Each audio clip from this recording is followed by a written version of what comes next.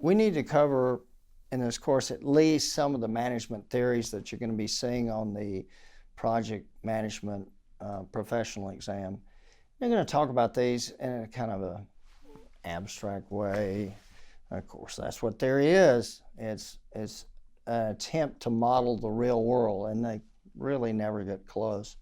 When you talk about, some of the first ones you'll hear are Maslow's hierarchy of needs, and you're going to have the 5 levels of that. You're going to have the physiological needs with air and food and water and all that. We always think of the rule of 3. You can survive without air for 3 minutes, generally, 3 days without water, and 3 weeks without food. Even Gandhi sipped orange juice. So, you need to think about the kind of a general physiological needs, and then safety needs.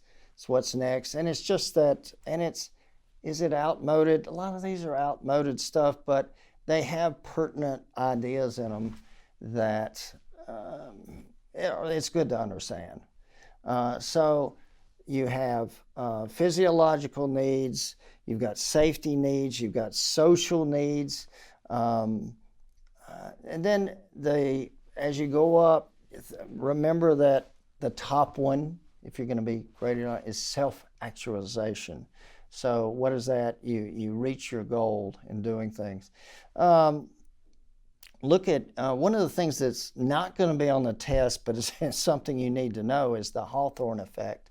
And that was from the Hawthorne plan. It was about a guy that went out and observed workers, and he was looking for how work improves with better lighting.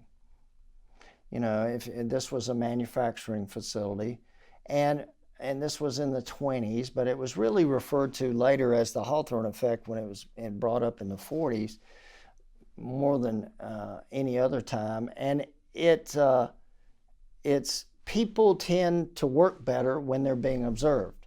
Duh.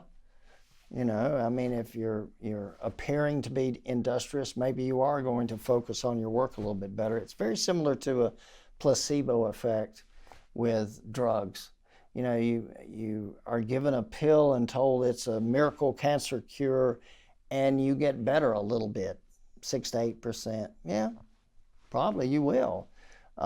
There's a physiological effect by belief in something's going to help you or do something, and you get the same little bump for a short time when somebody's watching you.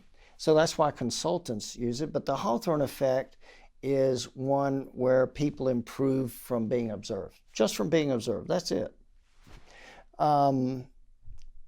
So you've got your Maslow, we talked about that, and your physiological, safety, social needs, esteem needs, self-actualization. Then you've got Hawthorne effect. You've got Herzberg's theory of motivation, and that is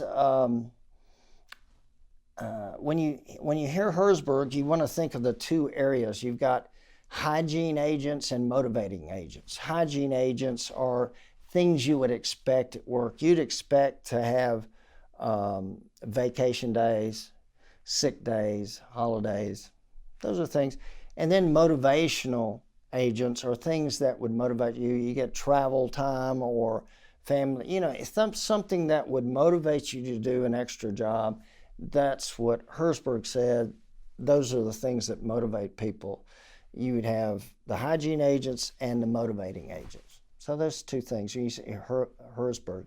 When you're asked about a halo effect, that's simply one from evaluations. Halo effect is when somebody does one thing 1 year and it's a really good effect, but their evaluation is really good for the year, even though they were mediocre the rest of the year. They did one cool thing, and that halo effect stays with you for a while. Parkinson's law, we talked about in earlier videos, where your work will expand to fill up your time. If you don't have meetings, They'll invent meetings to fill up the time, and it's going to happen. And it's that one is pretty spot on, as they say. McGregor's X and Y, that old X people are, if somebody were to ask you on a written test, what is an X person with McGregor, you'd say, oh, that's an unmotivated person. You've got to tell them everything to do. He said that people are divided into X people and Y people. That's too simplistic. Y people are the ones that are self-motivated, and you just encourage them and then turn them loose. Okay. You've got Ochi's Theory Z, that people will do. When you think of Ochi, think of that's kind of a Japanese management theory. That's where participative management people will work. We have Nissan in Tennessee and manufacturing, and that was owned by a Japanese firm, and they had everybody doing the exercises and eating the same thing. In the first year, that went away. But the Japanese tend to think of their management is that you would get a job for life. And that's not much anywhere else. If you looked at corporate culture videos and you looked at Lincoln Welder, job for life, maybe. I'd like the SAS video better. Then you've got McClellan's theory of needs, and that's the thematic aptitude test that you take, and you look for affiliation and achievement and power. People that's the most important thing for some people. Some people are power oriented, some people are achievement oriented, and some people are affiliation, just knowing other people and being around others oriented. And that's the McClellan's theory of needs. Vroom's expectancy theory, Vroom, VR, like Vroom, think of the car. People will work to get an expected reward. If you tell people they're going to get a certain days off or a bonus if they finish, he said, Vroom said that's people will do what they and expect to be rewarded for what they do. Those are the ones you need to know for the exam. There are plenty of others, but those are the ones you need for the exam.